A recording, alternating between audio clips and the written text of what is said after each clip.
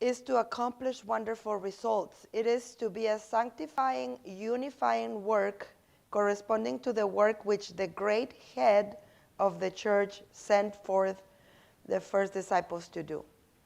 So the health message, it has to be connected to the third angel's message. Calling these disciples together, his disciples, Christ gave them their commission.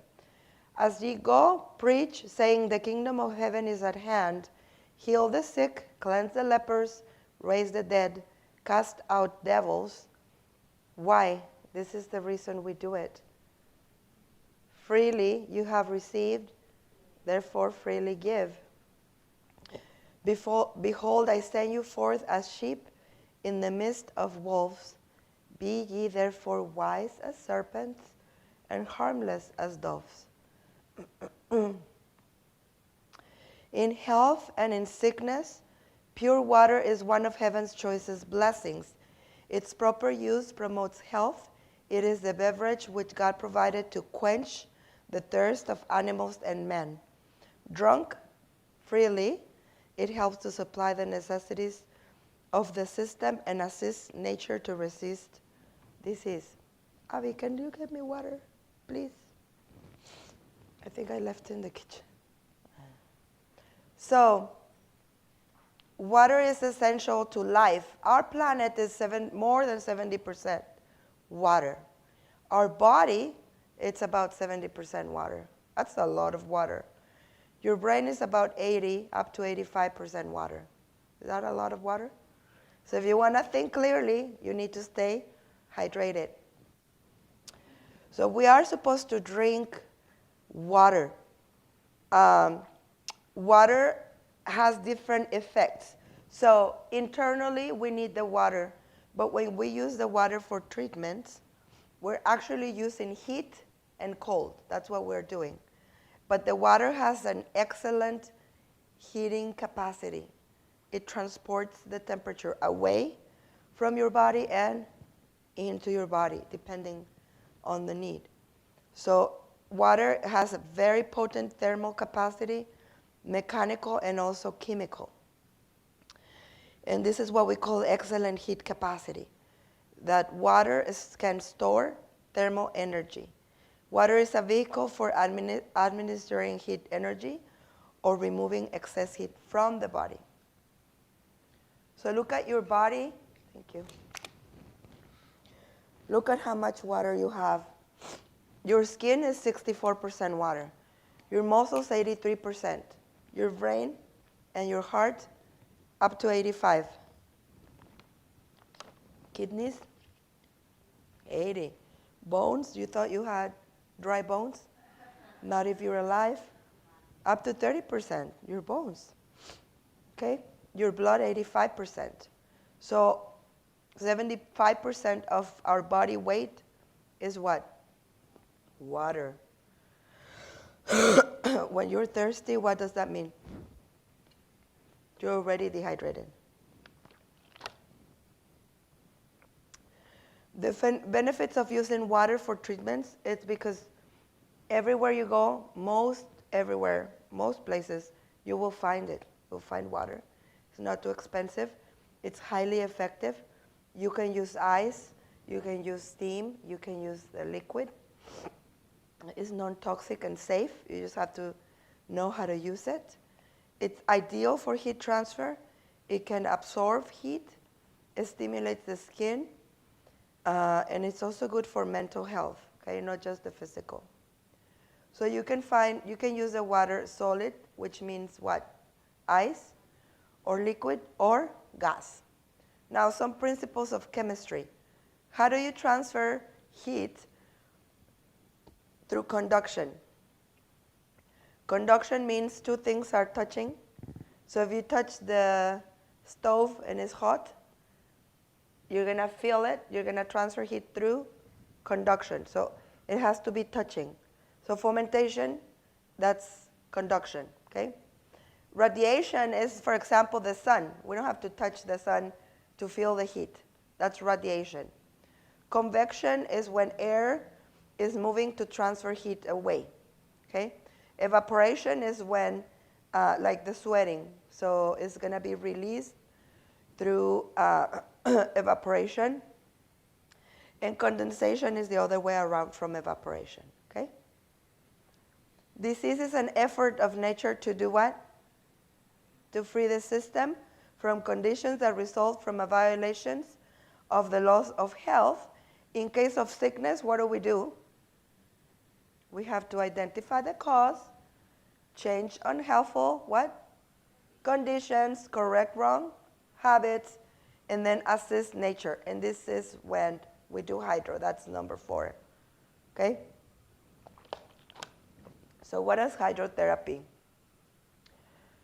Treatment with water. Actually, it should be called thermotherapy. The right word is hydrothermal therapy, but because it's too long, we just say hydro. Can you get a treatment with a heating pad? Yes. It's not as powerful as moist heat, but you are actually using the water to transfer heat, okay? So we call it water treatments, but you can actually do thermal treatments without water. For example, last night I'm sleeping like this, right? So this is thermotherapy. I didn't put the wet compress under this. So it's a dry treatment, and you are using the heat, okay, to bring stuff to the area, all right? So we know that water, I'm sorry, I'm touching the mic. We know that life is in the blood, right? So circulation is very important. And when we say circulation, we're not only saying blood, but also what? Lymphatic, okay? So we need to move the nutrients to the area and the waste products from the tissues or from the cells away from the area. So that's what we need, okay? Bring the good and take away the, the toxins. Action is a law of our being. The brain needs blood flow. So that's circulation. The immune response is going to be boosted with water treatments because you're going to, with the heat, you're going to produce more white blood cells. We know that we are surrounded by germs, and that's normal, but you need to keep a healthy immune system to prevent getting sick. So you are mobilizing nutrients, oxygen, red blood cells, white blood cells, and healing elements. You're going to increase your body ability to detoxify. You're going to support eliminating organs. What are the eliminating organs? Your liver, your kidneys, your bladder, your lungs, and your skin. Sweating is very important when you're sick, especially if you have an infection. You want sweating process to get rid of toxins, okay? Now let's talk about some history. Is hydrotherapy something new? No, it's been there for a long time. In Greece, they used hydrotherapy. In Egypt, they used for hygiene and beauty. But the Greeks used actually the gymnasiums, and they used water treatments like baths. This is an actual drawing of a Greek gymnasium.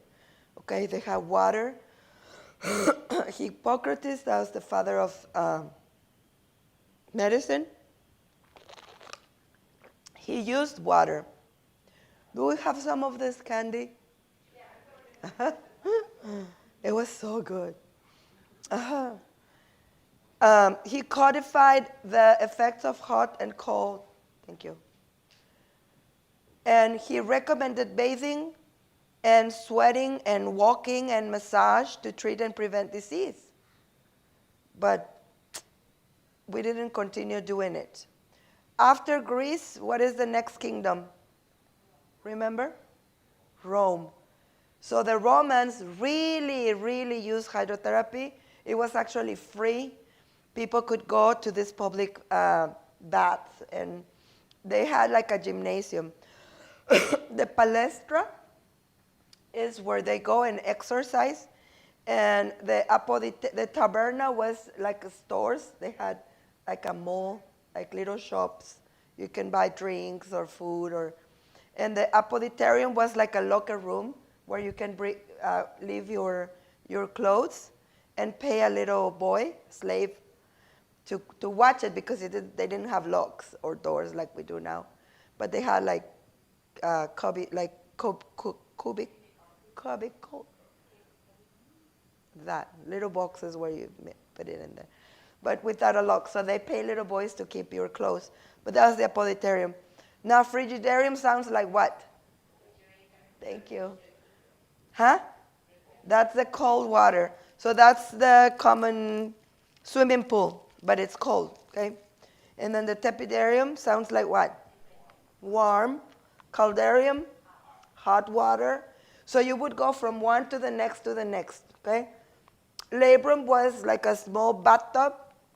So you could do a hot bath, but it's a small. And the sudatorium sounds like what? Sweating. That was a wet, so a steam bath, but the laconicum was a dry heat, like a sauna. And all this was in one same center, so you could go and enjoy. Yeah? But then after the Roman Empire, it comes the Dark Ages. The Roman Empire goes, into 10 different, remember? It turns into the European countries that we know now. So hydrotherapy declined. But because some Romans went up to Europe, you can actually find hydro treatments in Europe. Have you heard of the Russian steam bath, or saunas in Finland, in Norway? They have all this. You can go to YouTube and find awesome videos. There's one from Russian kids. They're all in the teachers too, wearing swimsuit, and they go outside in the snow, and then they come running. They drink a hot tea, and then they get into the steam bath, right? So they do contrast. And this is a common practice in Europe, in many countries. They have the steam bath, and then they go to the ice cold water, yeah. And they have a stronger immune system. Modern hydrotherapy, we have certain people like Vincent Presnitz. He was a farmer. He used hydrotherapy. And this priest, Sebastian Knipe, and Dr. Winternitz. Now, Dr. Winternitz was a doctor from Italy who really used it in a more scientific way, because these others, Presnitz and Knipe, they're not doctors. They use the hydro, but they were not doctors. But Winternitz is a doctor. And guess what? Learn from Dr. Winternitz. Dr. Kellogg, his brother, and Dr. Kellogg. So Dr. Kellogg would travel to Europe, and he learned hydrotherapy, and he brought it to Battle Creek, Michigan. So that's how we end up with this great hydrotherapy knowledge, because Dr. Kellogg really studied the hydrotherapy. So here is Presnitz and Knipe. And then we have Dr. Semmelweis. This is my favorite one, and I hope he goes to heaven, and I really want to meet Dr. Semmelweis. I'm going to tell you why. He is known as the savior of mothers. After having babies, the mothers were dying. 80% of the moms. So from 10 moms, 8 would die with infection. They had postpartum fever, and they would die. The doctors didn't know why. Guess why they were dying? Because they didn't wash their hands. So he studied, and he says, we need, oh, thank you. I feel so loved.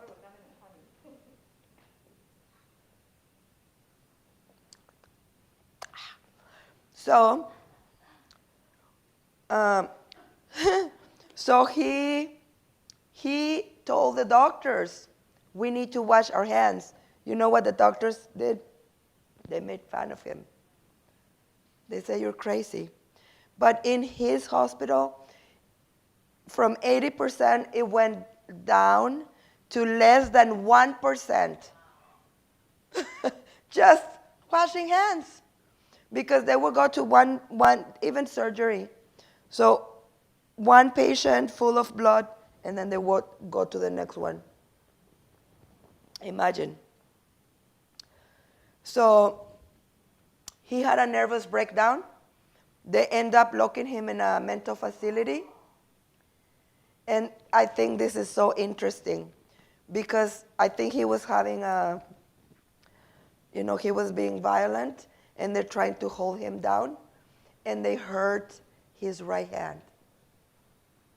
And then he got an injury and a wound on his right hand, and that right hand got infected, and that's why he died. Isn't that interesting? The right hand?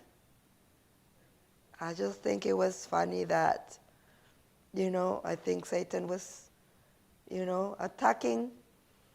Later, once he's dead, years later, with Louis Pasteur and Joseph Lister, he is the father of modern antisepsis.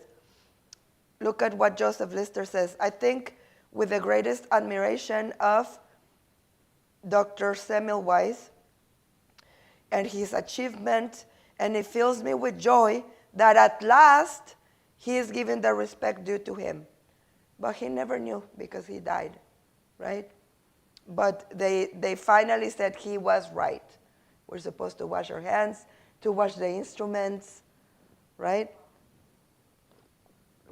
Then in the United States, they use hydrotherapy in the veterans' hospitals for mental illness. They did the heating wrap. We're going to learn that later. And they also did hot foot bath, and they did it before and after surgeries for pain. Later, it becomes more just for the rich people, like a spa. And you know what spa means? Did you know? Now you will know. Salus per aqua. What does that mean? Health by water. So who was Dr. Kellogg? He used hydrotherapy to treat pneumonia. He learned from Dr. That one. He used hydrotherapy. They said that when you see the scar of one of his surgeries, it was like a signature. He was such an excellent surgeon that the scar, you could say, this was Dr. Kellogg's, he did it, because it was so perfect. He was a brilliant doctor. What happened is that he left the church, right? And a lot of doctors learned from him, but then he was fighting, and they were fighting with him, so they kind of ignored his methods because when that separation came. So another thing that happens in the 1900s is that the antibiotics came into the medical field. So now you give antibiotic, and it's faster and easier than giving a treatment. So that's one of the things that made hydro just go stagnant. This is Dr. George Knapp. He learned from Dr. Kellogg. He came to Loma Linda, and he was the head of the School of Medicine, and also San Helena, and also Glendale Sanatorium and Hospital. He has a book that is called Hydrotherapy for Nurses. And it's like in 1950s, 55. So there's a lot of wisdom, And the treatments have not changed. The way they did it, that's the way we do it. It's there's nothing new. Now, in the spirit of prophecy, we are told that many have never learned by experience the beneficial effects of the proper use of water, and they are what? Afraid of it, especially cold, right? Water treatments are not appreciated as they should be, and to apply them skillfully requires what? Work. Many are unwilling to perform this work. There are many ways in which water can be applied to relieve pain and check disease. Then she says, nurses should become intelligent. Is that what it says? Who's all? Are you part of all? All should become intelligent in its use in simple home treatments. And you know what she says after this? She says, especially mothers. So what are the effects of hot and cold? To be able to choose which treatment, to decide which treatment is the best for you, you need to understand what the heat and what the cold is doing in your body. So when you do contrast, you're doing like gymnastics for your blood vessels, okay? When you do a hot treatment, you're gonna dilate blood vessels, and if you have more space, you need more what? More volume. You have more volume, more blood. The blood is bringing what? What's in the blood? White blood cells. What else? Oxygen, red blood cells. What else? All the nutrients bringing the blood. So if I do a heating treatment or around my neck, this is hot. I'm bringing blood to my neck, and the blood is bringing healing elements, right, to the throat. So if you need more volume, your heart rate is doing what? Pumping faster, right? So heart rate is going to increase, respiration and sweating is going to increase. What about cold? The other way around is going to constrict. So if you're swelling, you need cold, right, or ice. It will decrease the size of the blood vessel, and the volume is less, right? Congestion is less, muscle action is less, pulse rate or heart rate and respiration is less. And pain is going to decrease if the pain is because of swelling, all right? So, important terms to understand. Fluxion, just think about flushing. So fluxion is when you are bringing blood and then you're sending it back. So it's like washing inside. You bring blood and then you send it back. So you're flushing tissues, between tissues, okay? Trunk reflex is when you give a treatment over the spine, all the nerves that are coming out from the spine are actually receiving the benefit. So when you give fomentation over the spine, it's like your whole body is going to be relaxed. Even though it looks like a local treatment, but it's local, but it's actually the benefit because of the trunk reflex to the whole body. Okay? So keep that in mind. Now,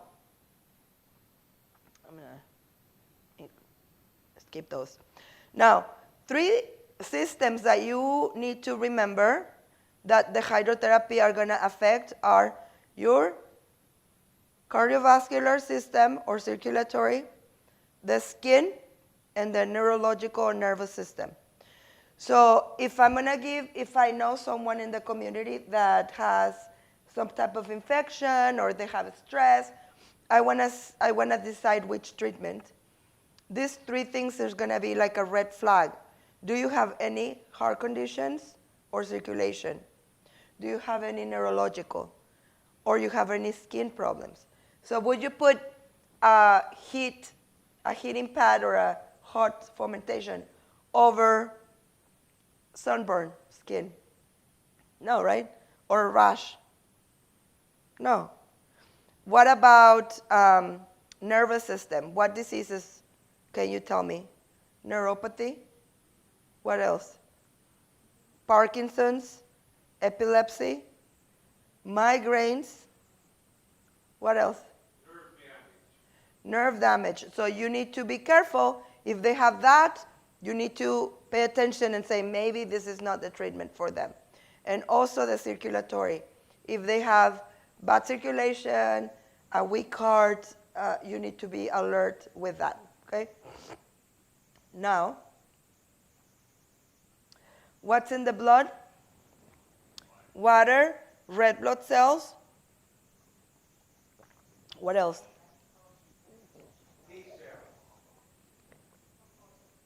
White blood cells, platelets, proteins, oxygen, antibodies, minerals, and also the waste products. So you want to mobilize all this. When you dilate the capillaries on the skin, they dilate so much that it can contain up to 30% of the blood.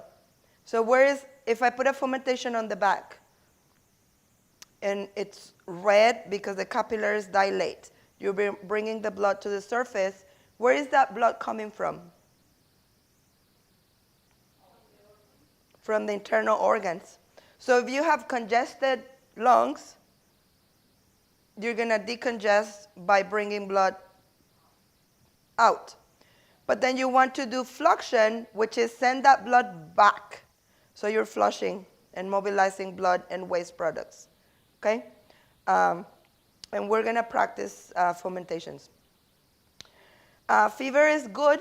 What is fever? More than how much?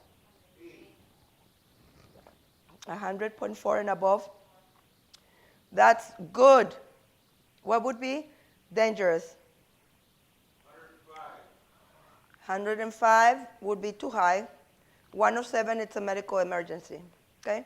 But if you have 103, 102, that's a high fever, but it's okay. Just keep the head cold. Okay? Sorry, I'm going to skip this. So, before you give a treatment, you need to make sure you evaluate what's the condition. You need to treat early. As soon as you can, you feel infection or something, you need to treat early, okay? Don't wait. Use common sense. Be aware of the person's tolerance because everyone is different. Be aware of the reaction. Always keep the head, how? Cool. Close windows and doors. Keep the patient comfortable. No bright lights and noise. Don't talk too much, like Esther. Disinfect materials before and after, okay? The room should be nice. Close the windows. Keep it nice and neat. Protect from getting bedding or furniture wet, okay? Plan ahead. Think, okay, I'm going to give a treatment. What do I need? I need ice. I need a bucket. I need how many towels? So you plan ahead, okay? Stay with the patient as much as possible because if they're burning and you're gone, who's going to help them? So stay with them, or if they get dizzy or something, okay? So explain everything to them so they understand how the treatment is working, especially if they're afraid, oh no, this is ice, you're going to kill me, I'm going to get worse. No, you need to explain how it works, okay? Keep the head always cool. Now, if you forget all these points, just remember these 5. You can memorize this right now. It's easy. Head always cool. Your feet warmer than the rest of the body. You always finish, most of the time, you finish with cold to bring the body back to energy conservation. Okay, because if you're releasing with a heating treatment, you're sweating, you need to go back to energy conservation. So finish with cold. And then dry really well. If you stay wet after a treatment, you're going to get sick. So you need to dry, and then you need to rest, because resting is part of the treatment. What are the temperatures that we need to remember? Super hot, a hot treatment. What is it? 100 to 104. What if I'm diabetic? You need to have precautions, okay, with diabetics because they don't feel. They can say, oh yeah, it's good, it's good. It's not too hot? No, it's fine. Because they're not feeling it. If someone has neuropathy, or if they're diabetics and they have neuropathy, they don't feel the same as we do. So you need to be careful. It's okay to give treatments, but stay more conservative with your temperatures. Not too hot and not too cold, okay? So you would choose 100 instead of going more than 100 to 104, even 99, okay? Hot. If you're doing a hot treatment and your water is 95, it's not going to have the effect of a hot treatment, okay? Because that's warm, not hot. So it's different. Warm, tepid are relaxing treatments, okay? A hot treatment is a treatment that is going to improve your immune system, your metabolism. It's going to boost your metabolism and your immune system. Okay? A warm treatment it's just balancing. It's relaxing. And a cold treatment is going to wake you up. The cold treatment is always quick, okay? It's short. Just remember Titanic. If you stay too long in the cold, the effect is not going to be wake up, but it's going to be, you're going to start going in an opposite direction. So the cold is always short because you're causing what? Constriction, okay? So what is cold? 55 to 65. For a diabetic, what number do we use? 65. 65, yeah? And what is ice? 32. What about steam? Anyone knows what's the temperature for steam?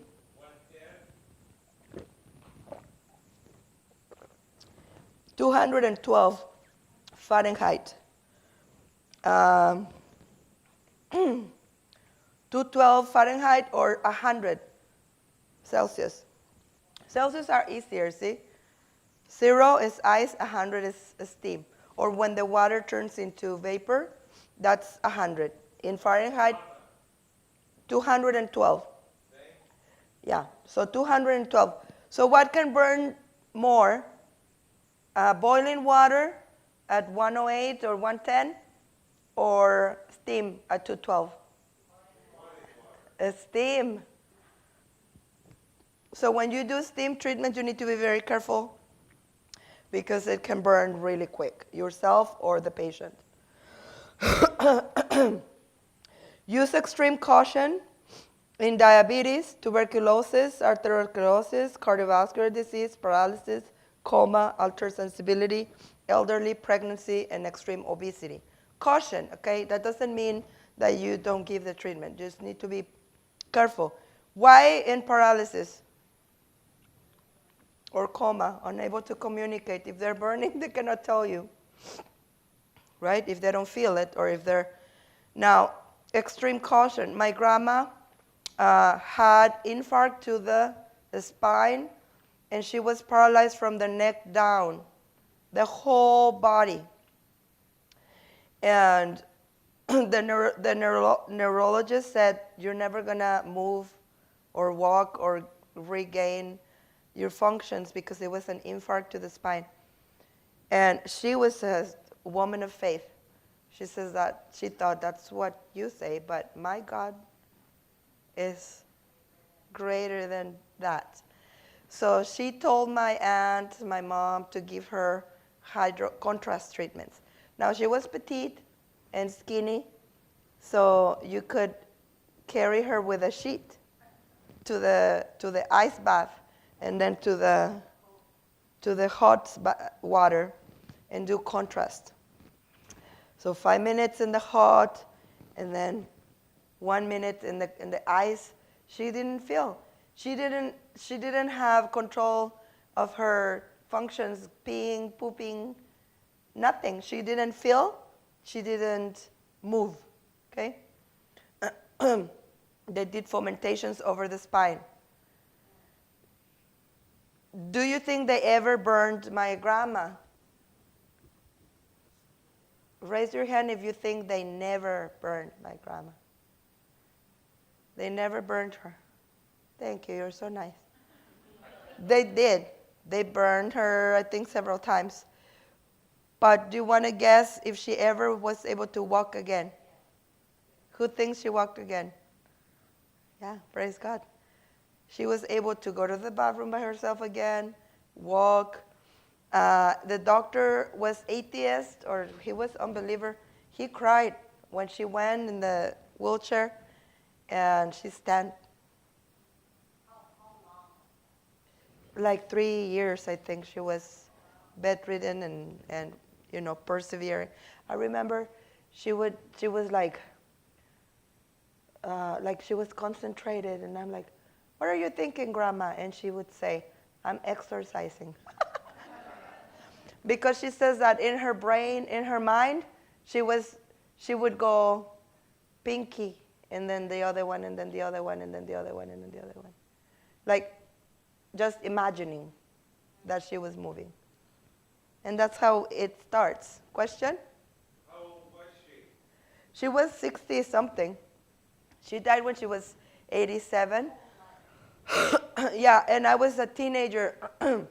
She would say, go with me to the hairdresser. They had a school of hair, and because they practice with you, it's for free. So she liked to have a perm because her hair was straight. So she liked the perm. So she wanted to go get a perm, and it was 4 blocks from my house to the place.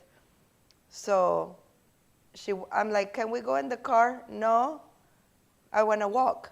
She always exercised. She changed her diet, everything. She really followed the health reform. And she walked like this. And I'm holding her, and I'm like, and she did like 4 or 5 steps, and I did 1 step. Huh? She lived a long time after walking. Yeah. And if she ever was craving, because everyone was drinking soda at a party or something, she was craving like orange soda she likes. She would get this much and just taste it. Anyway, but she had willpower. She really believed in God. She would wake up at 4 in the morning and read her Bible and sing by herself. And I remember hearing her, and I'm like, oh, 4:30, Grandma's already singing. And then she'd be watering the plants at 6:30 in the morning and singing a lot. Anyway, Hydro works. So it's extra precautions because you can burn them. But anyway, it works. If it's your family, you can take more risks, right? If it's someone from the community, I don't know if I would take that risk. If you have anything like severe pain that was not there before, you need to stop the treatment and call for help. If someone is fainting, don't try to be bold and say, no, it's okay, let's do it. No, hold on. If they're fainting, if they cannot breathe, all those things, usually it won't happen. For the steam, like the Russian or the steam, the sauna or the steam room, you could have brain overheating. You need to always keep your head cold. So these are signs of brain overheating. If you have nausea and you want to throw up, you need to drink water. You need to get into a cool water or a cool shower, cool off the brain, okay? So those would be signs of brain overheating. Now, this is something we also need to learn about inflammation. If you have any of these symptoms, you don't put heat over prish. So if you have pain that comes with redness, they cannot move it, it's swelling, and it's even hot, right? Maybe a twisted ankle, swelling. You don't put heat on top, okay? So prish, What is P? Pain. Redness. I, immobility. S, swelling. And H, heat. All right, so any signs of inflammation, you don't use heat on top of prish. A tender treatment given with sympathy and tact will do more good than the most skilled treatment given in a cold, indifferent way. So we're going to have a break. We're going to go to the kitchen, and we're going to go over these treatments. We're not going to demonstrate, for example, we don't have a shower, right? We're going to talk about the different treatments, but the ones I really want you to learn are fomentations. The one we're using for COVID is fomentations, okay? Fomentations, we're going to do the wrap, and we're going to do the hot foot bath and the contrast bath, those 4. And we're also going to do steam. And then we'll talk about the others. I wanted to tell you something. I forgot what I was going to tell you.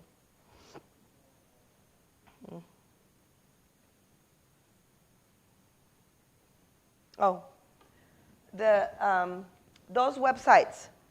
You will love these websites. Everything is there. Traditionalhydrotherapy.com. That's from a friend from Australia. He's my mentor. I learned a lot of hydrotherapy from him. He's a physical therapist, been working in hydro for more than 35 years. He also has thermotherapynow.org. And Hydro for COVID, it tells you what to do to prevent early stage, and if you have pneumonia, what to do. And it also has some videos so you can follow. And it also has a letter for America and one for Australia for your doctor. Like, doctor, please, I need this, something like that. So I think it's nice. All right, so let's go to the kitchen.